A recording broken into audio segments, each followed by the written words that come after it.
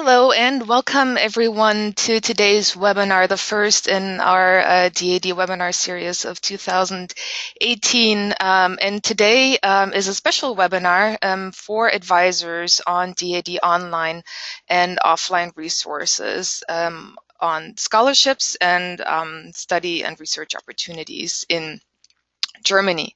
My name is Geist. I'm the DAAD Information Officer in the San Francisco office. I'm responsible for the region all of west of the Mississippi. And with me today, I have Katrin Kempeners, who is the Information Officer in the DAAD Regional Office, New York. And I'm especially happy that she can join us today because she was the driving force in our relaunch efforts of 2016. And that's why I'm really happy she can join us today and give you a little tour of our website and other online resources. Before we start the webinar, I just wanted to go over a few housekeeping items. So first of all, I will share the slides with you. In fact, in your panel box in the handout section, there is the PDF already dropped, so you can download it right away, but you will also find it later on our website. And the webinar is also recorded, so you can either watch it later yourself again or share it with a colleague later on. And of course, feel free to get in touch with us at any point after the webinar if you have any questions about the resources, but of course, if you have any questions about the scholarships that we offer and additional resources. You're all muted. There are quite a few with us today, so thank you everyone for joining us. But you can get in touch with us through the question box. I encourage you to really ask the questions as they come up. If they're just short questions and individual questions, I will answer them right away if I can. While I'm not speaking, that is, and otherwise I will take them to the Q&A at the very end so we can talk about that later on. And also, I encourage you to ask any questions. We will not fill the whole hour with our presentation. We left plenty of time for Q&A, so please feel free to ask any question about DAAD and study and research in Germany. So our agenda is pretty short. I will just briefly go over DAAD if you are not familiar with our organization and what we offer, and then we will jump right in, and Katrin will show you the resources that we have that are online and offline through DAAD, and then I will go over a few more resources that are available on study, internship, and research in Germany on other websites. And again, then we have plenty of time for a Q&A at the very end. So this is our DAAD network. As you can see, we're represented in a lot of countries, 71 offices we have in total. In North America, which in our DAAD universe means the US and Canada, we have our headquarter of North America, which is in New York, and that's also where the scholarships are administered, and this is where students, if they have to send something, will have to send some of their application materials. In Toronto, we have our two colleagues, Alexandra Gerster and Jean-Paul Kleiner. So if you're joining us from Canada, we will also address the Canadian website here in a little bit. And as I already said, I'm in San Francisco here. But of course, there is no divide in the country. If you have any questions via mail or email, via mail or phone, this is really just for us for visiting purposes. So if you have any questions, you can, of course, get in touch with any of our offices. So just briefly, what is DAAD? DAAD stands for Deutscher Akademischer Austauschdienst, or in English, German Academic Exchange Service. At this point, we're actually closing down on the 100th anniversary of our organization, and we're the German National Agency for International Academic Cooperation and Exchange, basically the, simply put, the higher education arm of the the German government. DAAD provides scholarships and grants, and importantly to note is that it's for all disciplines at all stages, and internationals are also eligible, which I know that for some other scholarships and grants that are available in the United States, that's not the case. So international students that are full-time students here or researchers here are eligible for our funding opportunities. And then in addition to the funding, we of course inform about generally studying and research in Germany and provide information and counseling. And then just for you, a few facts and figures. In 2015, we had about 585 million US dollars, and we funded last year alone about 130,000 individuals worldwide, and we continue to do so. And this number actually in the past years hasn't declined, but in fact has risen over the past years. And with that, I would like to hand over the microphone and also share Katrin's screen. And she will now talk about the opportunities that are available on our website. Yes, thank you, Hani. Good afternoon, everyone. So I'm going to jump right into it. As Hani pointed out, there are 3 main websites that we use here in North America. First of all is our DAAD USA website, and I will be spending most of our time on that. But I did want to mention that there is a Canadian website at daadcanada.ca, and Hani will have a slide for you later on summarizing all the links. So there's no need to jot this down. And then, of course, our headquarters has its website, daad.de. And I'll get into it in a bit more detail, how these different sites can be of use to you and how you can use them to search for information. So all of our websites are structured the same way. I will show you and focus mostly on the DAAD USA website, as I believe most of you are tuning in from places around the United States. So let me just start with one of the most important things, and this is why we're all here. We're looking to find funding. So as Hani pointed out, we fund a lot of people on all different academic levels. Right now, today is actually our deadline for the undergraduate scholarship, and I know some of you may have been working closely with your students to make sure they get their applications in on time. So for those of you advising and you have students coming in, I generally recommend this Find Funding Finder as a starting place. So you would simply select your academic status and the goals, for example, a student exchange or study abroad stay. And then, of course, we would select North America here, and then it will show you opportunities and results. Now, this will take you, for example, to an overview page of all the opportunities available for undergraduate students. So given that they're enrolled at a higher education institution in the United States or Canada, these are the opportunities that they would be eligible for. And then depending on what type of experience your students are looking for, you can go and select any of these opportunities here.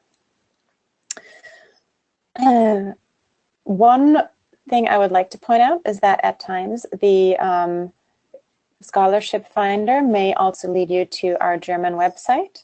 This will happen, for example, if you say that you're studying or researching in Germany. So if there's any ever confusion on which opportunities are available, do not hesitate to also reach out to us at our regional offices here, and we can make sure to point in the right direction. Having said that, I want to jump right into our overview here. And this is basically the Find Funding page where you can find everything that we offer divided up according to academic levels.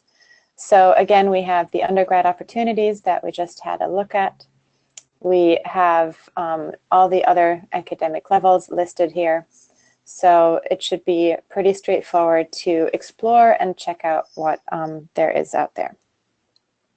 So let's just stick with the undergraduate scholarship that's due today, just to get an idea of the resources we have to guide you through the application process. So every funding page, you'll find a brief intro on what the scholarship is about, and then every funding page has the same structure: who is eligible, what are the terms of award, what do I need to know about the application process, and then, of course, very important, by when do we actually need to apply. This is pretty self-explanatory, so I don't want to spend too much time on it. I do want to highlight, though, the section titled The Application Process. A lot of questions we receive, the answers to those can be found here online. So I recommend you go through this with your students and just make sure that they understand what it is that we require them to submit. All our applications are submitted online at the DAAD portal, and for most of our US constituencies, we now actually have gone completely paperless, requiring students to now only send in the recommendation letters, or reference form as we like to call it, by mail. This is, I might just spend a sentence here on as a little footnote. We often get questions about the difference between a letter of recommendation and a reference form. So basically, we try to make the process as easy as possible for faculty members or advisors to write reference letters, which is why we offer a reference form on our DAAD online portal as a download for the students. The students download this form, send it to their recommenders, and the recommenders then send it to us. The process is highlighted here below, and you can find it reiterated on every Find Funding page. One other thing I would like to point out are the application dates in online portal.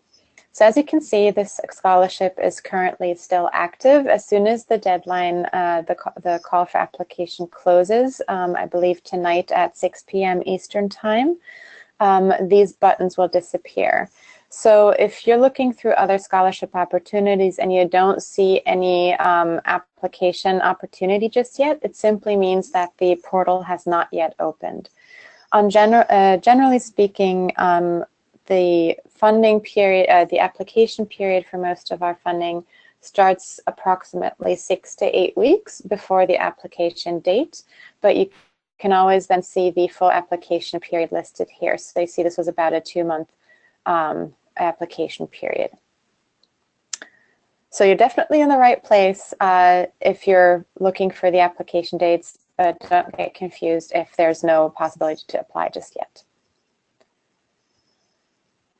So for some students that log on to our DAAD online portal for the actual application for the first time, we have put together a little video showing them how to navigate the online portal and just a couple of things that they need to know. So this is also a great resource that you can point out to your students. And of course, for any questions you may have, we have our contact info right here, and sometimes even a specific contact information for a specific grant that you're looking at.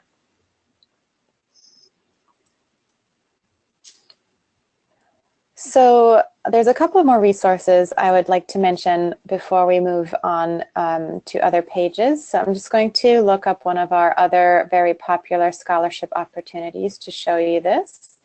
So as I highlighted earlier, you can see again, we have the same structure. We have an introductory text, and then of course the different categories here for this funding opportunity as well.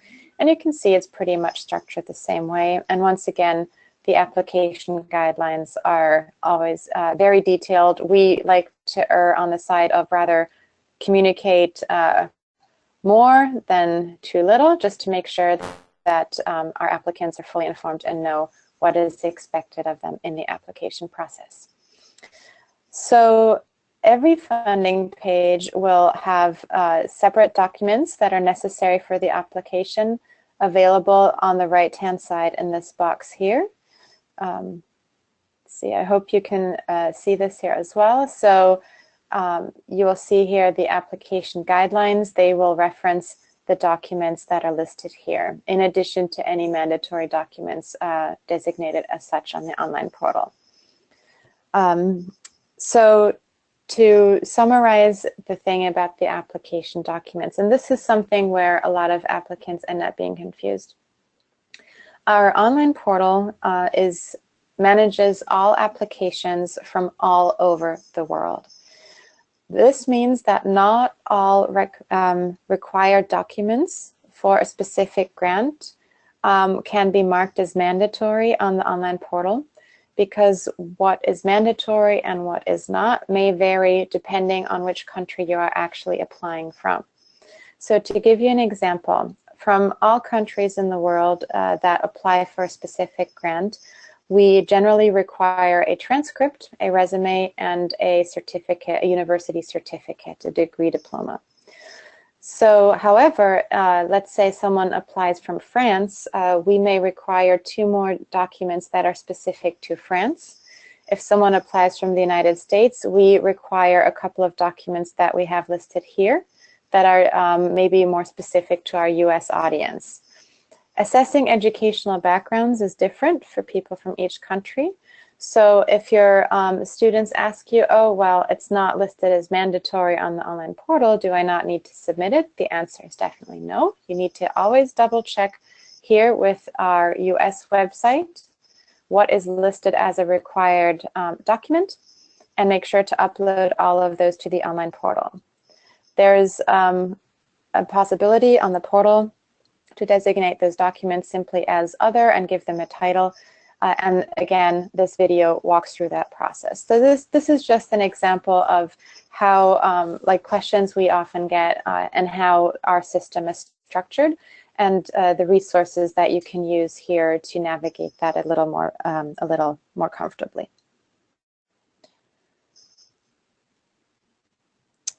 So one last thing I would like to highlight about applying for grants are our checklists.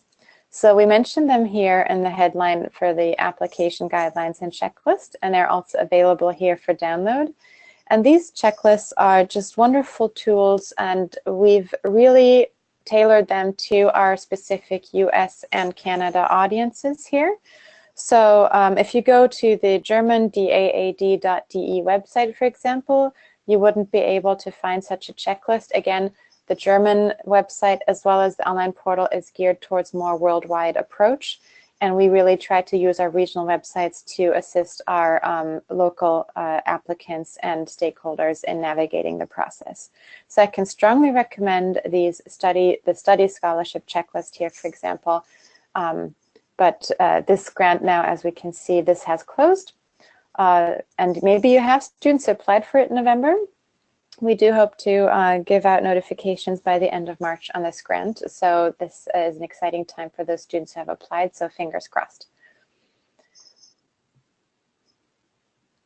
So I hope this made the general structure and resources as well as information available to navigate the application a little clearer for individual grants and how to find them.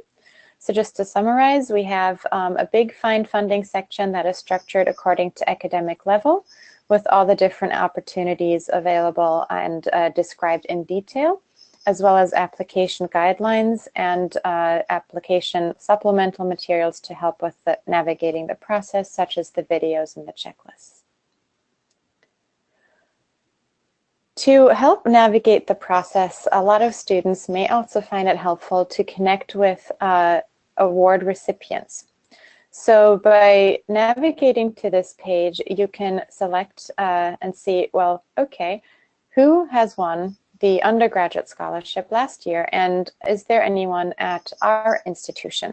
And this may be a nice opportunity to actually connect potential applicants that you're working with those who have already received the grant and who have who may be in Germany right now, or who have possibly also returned if they have received it a few years ago. So that might be a valuable resource as well to make sure your students understand the process. And if any questions still remain, of course, our FAQ section is very popular. One thing I would definitely want to point out here is that one of the questions we often get as well, a letter of motivation, or what we like to call a study proposal or project proposal, is one of our required documents. Well, what does that mean? How do I write one of those? So if we look at our general FAQs, we do have answers and suggestions, as well as some guidelines on how to structure something like that. And we have materials and helpful information for a whole host of questions just like this. So you and your students may find this useful. Let me just point out that these are simply guidelines. We have no requirements or restrictions or specific wishes for the proposals that we receive. But if someone wants some guidance or ideas just to start brainstorming, this may be a useful place to find that.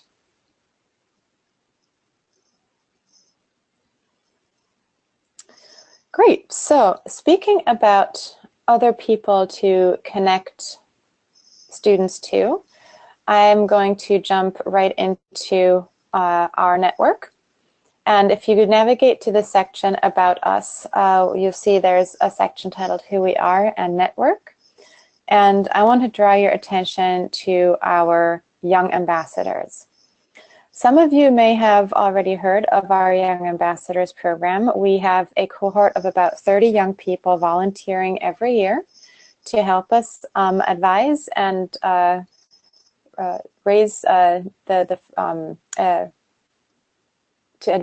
advise and promote study in Germany, and especially the DAAD opportunities. All of these young ambassadors that you see on this wonderful picture here have returned from Germany and are now back at their home institutions, and are looking forward to hosting events and informing their peers about study opportunities.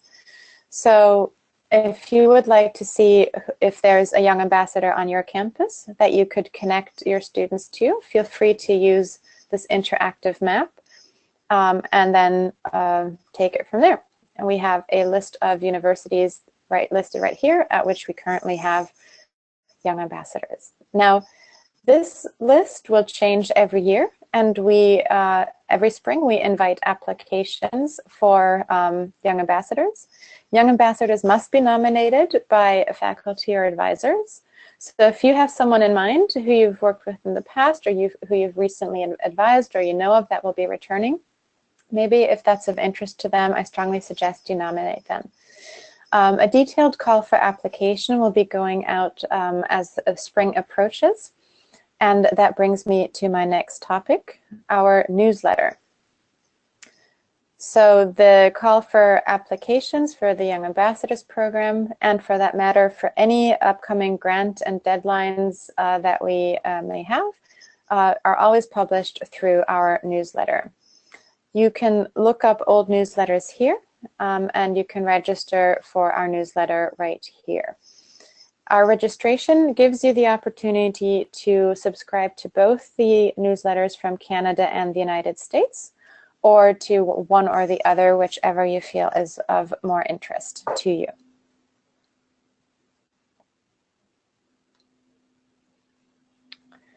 So speaking of other resources that we have available, I would also like to draw your attention to our downloads and publications form.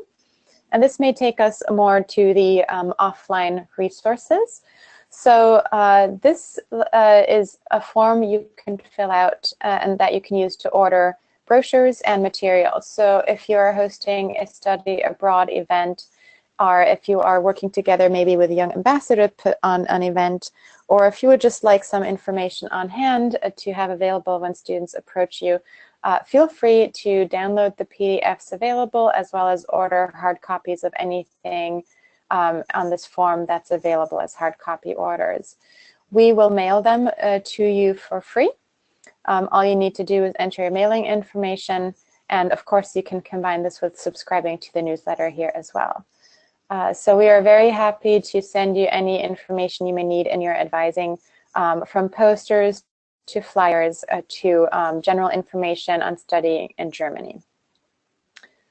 So feel free to use this. You will find a similar form on the Canadian website as well.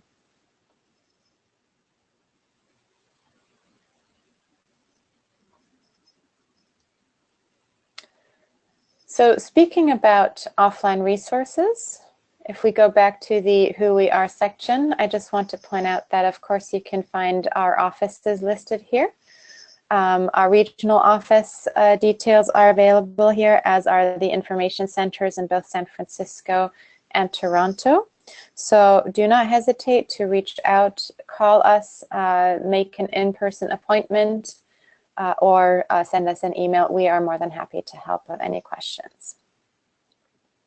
And last but not least, if you want to review the information that we are putting together in the future and also past webinars, you may find this resource here useful as well, as you can look up past webinars and opportunities here.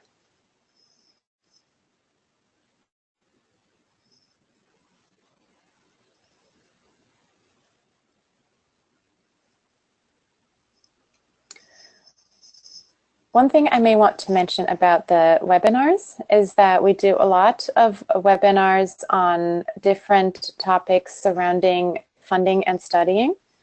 But my colleague Hani, she also partners with a lot of German universities.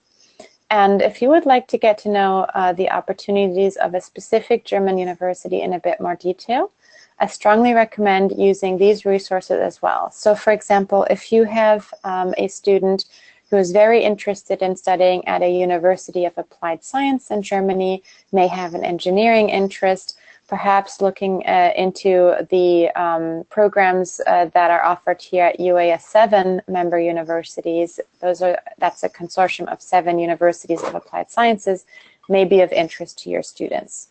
And of course, we have the materials available as downloads, as PDFs, and also for you to watch and stream the recording of the video. Several German universities are represented in the United States as well, and we work very closely together with them. So this brings us back to our network, and I just want to highlight the section here, the University Liaison Offices. You can find all of them listed here. One of them is actually based in the Bay Area, near my colleague Hani in San Francisco. And all the others listed here are based in and around New York. So you can just simply look them up, get a bit of a synopsis of them too. And these are, a lot of them are consortia. So even though this looks like a list of 9 universities, there are actually over 25 represented through these various associations and consortia. So if you're interested in a specific area, for example, the West German area around the Ruhr, you may want to talk to our colleague in New York, who may be a little closer to your own time zone, and just get some more information on the universities he represents, just as one example. Another resource I would like to point out, and I know there are actually some of you on the line, are our German Studies Dozenten or lecturers, and these are our DAAD professors. They teach at North American universities for several years. I believe it is up to 5. And they are, in addition to their teaching, they are always available to inform about study programs and DAAD programs in Germany. And I think, yeah, so for example, we could simply look at one person's contact info here, and you can talk to them. So recently, I actually facilitated an event to bring together our DAAD professor in DC with an advisor in the DC area, and they will be hosting an event in February, so we're very excited to see that kind of synergy develop as well. Of course, we support our DAAD professors as we can, and so never hesitate to reach out to us with any questions on that as well. Wow, so we've covered a lot of ground. I do want to make sure we have enough time for questions. But one last thing I would like to point out before I turn it back over to my colleague Hani is this section here, Study and Research in Germany. So far, we've looked at funding opportunities available. We've looked at the resources we have that we offer to you from newsletter, webinars, publications, the network we can connect you to, the people you could talk to and connect your students to if you have questions, and of course, our own offices. But it may be a lot of information to take in and especially to be able to pass along to a student. So if they want to just review a lot of what has been said and in a very summarized, in a nicely summarized, concise way, I strongly recommend these overview pages here just to get a better feel of, well, what does it actually take to get started on this whole process of studying in Germany? So just to give you an example of how this is structured, we've again, similar to the find funding opportunities being structured somewhat chronologically as to how a person progresses through academic levels. We've done the same here in a sense that, you know, we give you some first steps on how to get started, and then we'll walk into the details more about, you know, well, are you looking more to get a full degree? Maybe a shorter opportunity is more for you without pursuing a full degree. And then, of course, last but not least, we bring you back to, well, what are the funding opportunities to actually finance this study abroad stay? Two things I would like to point out here before I close. For both the degree-seeking opportunities and non-degree seeking opportunities, we have really good checklists available as well. So this may be helpful for someone who's not quite sure where to start and what opportunities are available. So this is a really good summary to help students get started. And you will see that the same is available for the degree-seeking opportunities. We've divided this up between the undergraduate and the graduate steps. So I hope you find this useful. And with much further ado, I will turn this back over to Hani. Great, thank you. First of all, thank you very much, Katrin. I think that was a great overview, and I just wanted to actually read out one of the comments. Kate said that, she says thank you for the new website, that it's clear and helpful.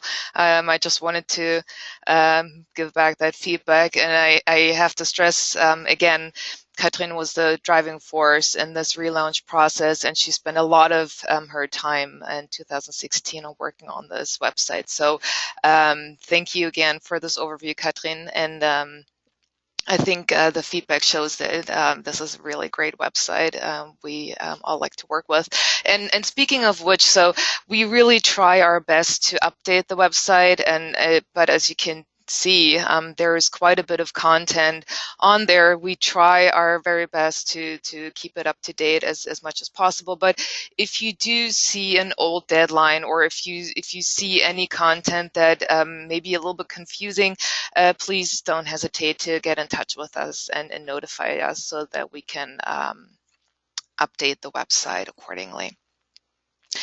All right, so I will take over the presentation now. Katrin, would you just let me know if you see the Study in Germany website, just so that I know that I have to show my screen. There we go. I do now, yes. Okay, perfect. All right, so you just saw the DAAD website and the resources that we offer there. An additional resource about generally information on studying in Germany is the Study in Germany website. And this is actually, when you scroll all the way to the bottom, you can see here, this is sponsored by the Ministry of Education and Research, and you can see our logo here. So this is actually administered on in our DAAD headquarter with the content. The reason why you should also maybe use this website for advising is because it has a lot of general information on studying in Germany, and some additional resources. So one of the great features on this one is when you scroll down here, you can see this database search function for students who are looking for degree programs. But this is also great in general, just to see what kind of universities offer what courses. And then you also have an advanced search here where you can choose the programs that are just offered in English. Um, in addition, when you scroll down further, I know student housing is always a big question for students if it's not part of the program. And as you may know, that most campuses don't offer student housing as it is offered here in the United States. You can let your students know that they can find here student residence hall, for example, plugging in the location and the university. And in addition to that, I know that I usually frequently get the question, can I get in touch with someone who's already in Germany, or how do I find out about opportunities in Germany and how it is in this specific city at this certain university?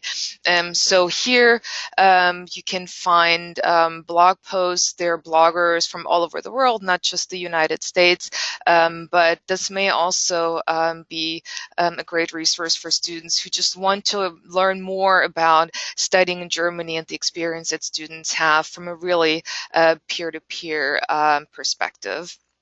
So when you click on that, you will find all the other bloggers. And then sometimes blogs are great. The written word is great, but it's also fun to hear from students. And so in addition to the blogs here on the Study In website, they also have videos of students talking about their experience. So once you click on that, you have an overview of the various video comments of students going to different cities. So those are all great resources that you can look up yourself, but this is also great information to share with your students. And then you can see here there are the various tabs with additional information. And what I wanted to highlight here, you can go through the individual sections yourself, and I strongly recommend you do that, because really all of the pages are great resources. Is this one here, Plan Your Study, where you have additional information on German skills, the university entrance qualification, for example. Here again, you can find programs. You have field of studies here, and then also I think a great resource is in general to some websites to talk about generally the university degrees and programs in Germany and the types of universities. They're fairly similar, but as Katrin pointed out, that we do have universities of applied sciences in Germany, so this is a great resource to delve a little deeper into the various university types. And then the next tab here, Plan Your Stay, I wanted to highlight one section in particular, the help and advice. Here, I know it's not very common, but I do on occasion talk to students who plan a study abroad, who may have family. So this section here on childcare for student parents may be a great resource. And also I know that you may be talking to students with disabilities where the study abroad experience gets a little bit more complicated. And so on this website here, there's more information on the various resources that are available for those students, because the German universities do definitely have resources for students with disabilities. And so it may just be finding the right fit for your students. And then finally here in this section, of course, for students studying abroad is something that they do to really boost their CV and to find potentially a career afterwards. So this is a great section on potential part-time jobs, career after the study abroad. And here again, some more information on alumni and what they've done afterwards. And so this is the Study in Germany website I wanted to show you. Again, there are a lot of resources once you click through the website, and this is really just a great link to share with your students. Another general website that I wanted to share with you, and you may, when you go to this website here, have to switch from German to English, but this is available in English. This is another great resources for international students, information on superior studies, what to do on arrival during your studies, and then some things to keep in mind before they leave. So again, another great resources to share with your students, and maybe also if you have time to look up yourself to get more information. So we saw in the Study in Germany website that there is a database on programs that are available at German universities. An additional database we have on the German DAAD page, and if you're ever confused about whether you're on the German or the US or the Canadian website, you can see here the .de is the German website, and also you see here the logo doesn't have any additional information. So for the US, it says here US, and for Canada, it says Canada here. And so we do have the general programs database for all study programs. You see here when you hover over this tab, and then here specifically for language and short courses, and I'm currently on the international programs database, where really all of the programs are offered in English or are short courses or language courses, and you can type in your keyword here, then select the level of degree, and then you can even narrow down the location and course language again, and even select whether or not it's an e-learning course or not. So you see here the summer courses, they do have a fee. They're, of course, not the whole semester, so you have details here. The same you will see for the bachelor's programs, where if there are any costs, you will see it here right away. You will see the course language, and then when you click on this, you will also have detailed information on the program, the target group, the requirements, the dates. Here on the right-hand side, you have always the contact for the university, and in most cases, you even have a direct contact also with an email, so you can ask follow-up questions if you have them. And then here you have the sub-links here for the cost and funding, and also more information on the registration. So this database is a really great resource for students, of course, to find a program, but also if maybe you get the task to maybe get in touch with universities in Germany for potential collaboration, for potentially setting up study abroad opportunities. And this is really a great way also for you to maybe narrow down the universities that may be of interest to you, because I know in most cases you want to have study abroad opportunities for students that's offered in English, and so that will be a great way for you to narrow down your search. The second website that specifically is for searching for degree programs is the Higher Education Compass. In German, it's Hochschulkompass.de. Again, no need to write down the email addresses. I have that, or the website addresses. I have that on a separate slide in the PDF that you either already downloaded or that you can download later on. So this is, again, a degree database with here this is what I like to use specifically if I have more of an extended search, if I have students here in the office that I advise So you can really narrow down your search a little bit more than what is available on our DAAD page, and it has a different kind of setup. So you may like one better over the other, or specifically with this one, if you are looking to narrow down your search a little bit more. But this is great for students who are just looking for study abroad opportunities, but then also, of course, for full BA, MA, and PhD programs. So these were the resources that we wanted to share with you about studying in Germany. The study in campaign has the equivalent on the more advanced level. You can see here, again, funded by the Federal Ministry of Education and Research. This is the Research in Germany website. This is mostly the target group are PhD students, postdocs, and senior researchers, but you can also show this website to undergraduate students who are interested in internships, maybe research opportunities in Germany.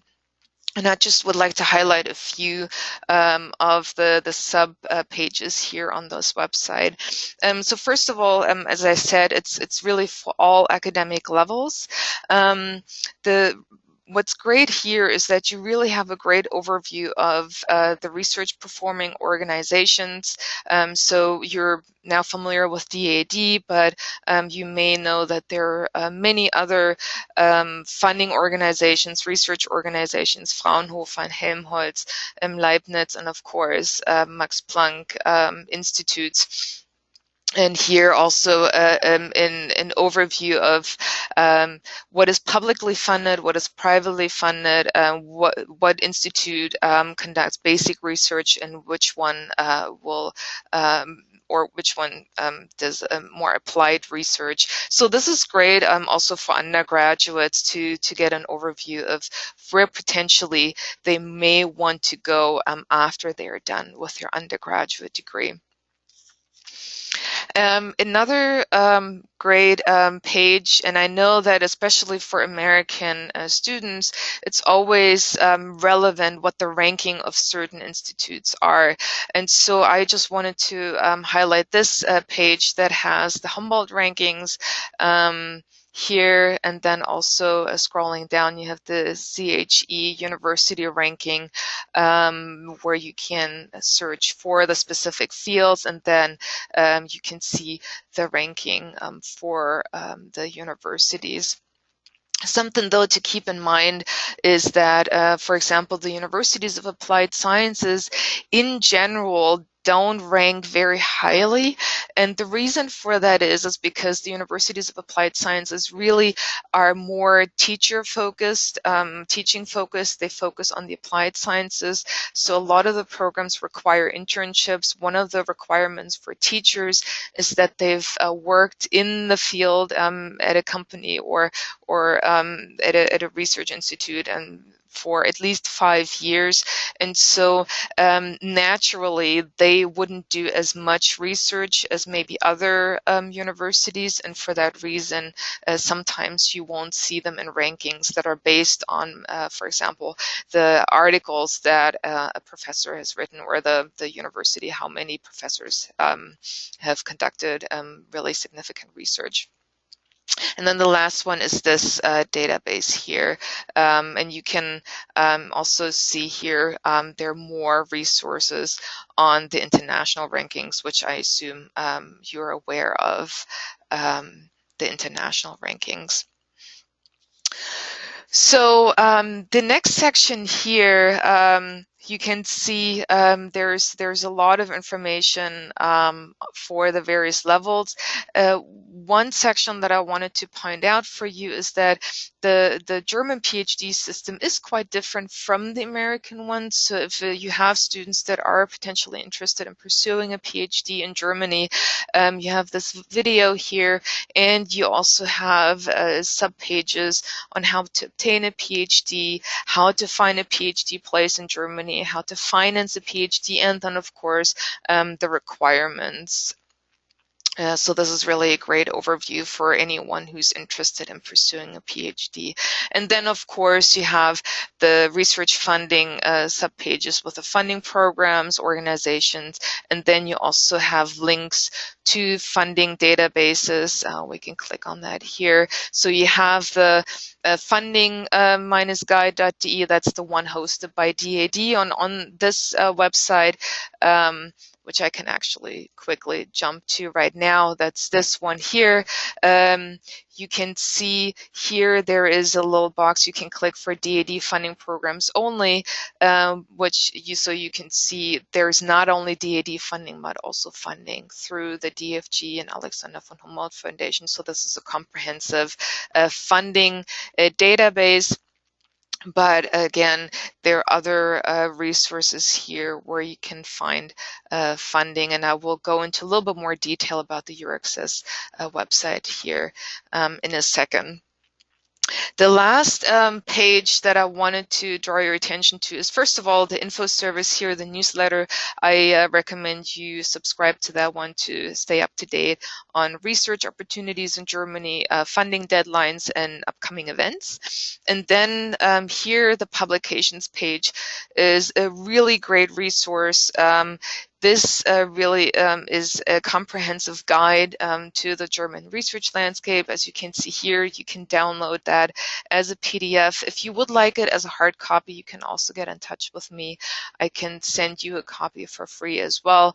But again, you can download this as a PDF. And then there are individual research in Germany brochures that that DAAD put together on the various topics. So here, funding your research in Germany, research careers in Germany, the German doctorate, and then what I like in particular for the various fields, if you have students, in here we have neuroscience, ecology and evolution, we have humanities and cultural studies, mathematics, chemistry, biology, engineering. So really the main research fields we have here, and the brochures is a great overview of the institutes and the projects currently funded by the German Research Foundation.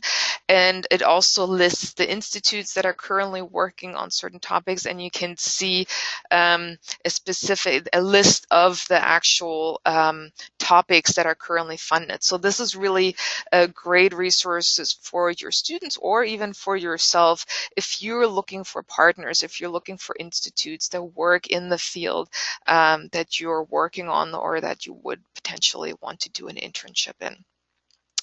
And then last but not least, I wanted to show you the Eurex website. As the name suggests, this is not just Germany, this is actually an informational website. Similar to the research in Germany, this is the European equivalent funded by the European Commission. And this has information not only on Germany, but other European countries, but specifically also for Germany. And here in this section, you can search for jobs, you can offer jobs, you can find funding, and you can also find hosting. And this also has general information on, for example, finding a host, recognition of qualifications, work permit, taxation. So all of the administrative aspects of a study abroad or research abroad that you will probably have if you want to make the move. And here also, especially if you travel with a family, then there are of course a whole lot of other questions that you may have that is answered here. And with that, I covered everything that I wanted to cover.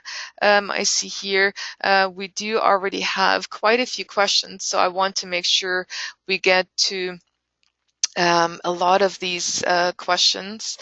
Let me see.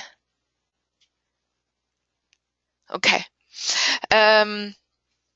We already have 2 questions here. I encourage you to type in more questions as I speak and as I share more information through that. And before, actually, I wanted to just show you the slides here. So here are the web addresses, and here are the addresses that I just mentioned that you have here. And also, of course, you can get in touch with us through our social media. You have all of this in the PDF, so I will not dwell on that for too long. Let's get to the questions. The first one we have, maybe Katlin, you can talk about that. And this is not specific to our website, but really just in general for our grants. Is there a GPA minimum? The advisor who's asking specifically asked if someone, if a student below a 3.5 GPA, if a student with that would even have a chance. So basically the question, does it even make sense in advising students on that? And maybe how can advisors help those students with potentially a little bit lower GPA to still succeed for receiving a DAAD grant? Yeah, so in general, we do not have an official GPA requirement for our grants. However, having said that, our DAAD mission is to provide funding to the best. So the question then becomes, well, how do we assess the best without a GPA requirement or cutoff? The way we do that is, and this kind of brings me back to how the find funding pages are structured and the grant pages are structured and all those different documents I mentioned earlier that are part of an application. We really try to get a well-rounded sense of an applicant. So we will look at everything. So not just the GPA and the transcript, but we will also see, well, where does this student do exceptionally well? Where maybe not? Are those places where the student does not do so well relevant to, the grant they are applying for and what they want to do in Germany with that grant? What do the recommenders have to say about the student? And what kind of impression does the study proposal, the letter of motivation, give us? So our committee members will look at all components of the application. There is no specific cutoff. Someone with a GPA lower than 3.5 can most certainly apply and have a good chance of receiving the grant. The one GPA limit I will mention, though, is that in Germany, and this is more towards, enrolling in undergraduate degrees in Germany, so it's not very relevant to undergrads in the United States going abroad, but just to give you a sense of where, what is considered good and what's not considered sufficient anymore. In order to enroll as a US student at a German university at all, you always have to have a GPA 3.0 or higher. So if someone has a 2.5, that's when things may get difficult. In that case, I would always recommend calling us first and scheduling an in-person or phone conversation just to get a sense of, well, what's this applicant's story? Great, thank you. And then, do you need young ambassadors have to have a DAAD grant to be eligible for the young ambassador position? Well, so they do not actually. So of course it's great if they have had a DAAD grant, but what we're looking for are young students who've experienced Germany, and that's the big focus. So they do not necessarily have to have been in Germany on a DAAD grant. Mm-hmm. Thank you. Those were actually questions that that attendees typed up as we spoke. Are there any more questions before we close this webinar for today? We did provide a lot of information, and I hope that you get a better sense now on our website and the various other websites that are available, also the offline resources that you can download and that you can order from us. I have a good next question. That's actually still about the Young Ambassadorship, which we're very happy to get more nominees.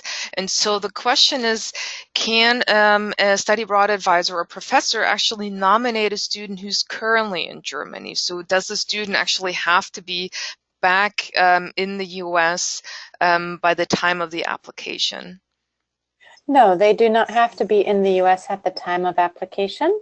But for the academic year in question, during which they would volunteer as a young ambassador, they would have to be back in the US, because the whole point obviously is to have them on their campuses back here promoting study in Germany. So it's totally fine if they're in Germany right now, as long as they're back in time to actually begin the Young Ambassador year with the seminar that we offer it's in middle or end of August, where we invite all the Young Ambassadors to New York for a kickoff, a 3-day seminar. And I actually do have the dates already, so that will be August 8th to the 11th. So it's fairly at the beginning of the semester. And just as a little side note, we frequently have students who are still somewhat jet-lagged from Germany when they arrive at our training, because most of them do actually either arrive straight from Germany or they've just arrived a couple of days ago. So it is actually quite common for students to just return and then right away go to the Young Ambassador training.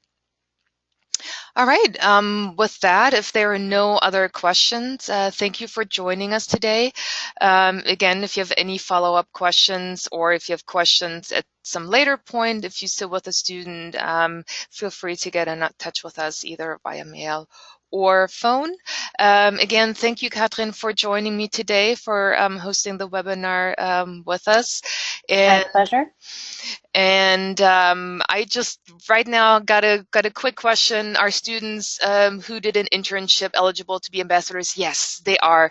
So they have, so the minimum is 3 months that they should have stayed in Germany, and so the internship definitely qualifies for that. So thank you, everyone, for joining us today. Again, stay tuned for more webinars this year. Subscribe to our newsletter. We will definitely announce it there, also on Suku's L. Thank you for joining us, and I hope you have a good day. Bye.